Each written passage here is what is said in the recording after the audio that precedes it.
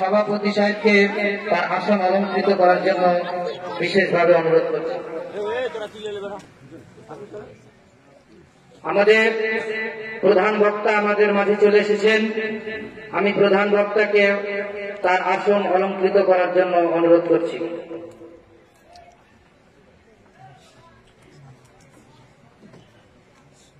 আমাদের মাঝে আরো উপস্থিত আছেন আমাদের সকলের সুপরিচিত মুখ,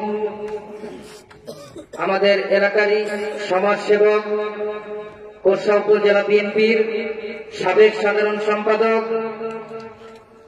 আগামী জাতীয় সংসদ নির্বাচনে কোর্সা সাপাহার নিয়ামতপুর থেকে তারুণ্যের অহংকার, আমাদের সকলের প্রাণ প্রিয় মানুষ, কোর্সা সাপাহার নিয়ামতপুরের মাটি ও মানুষের নেতা, জননেতা জনাব লায়ন মোহাম্মদ মাসুদ রানা।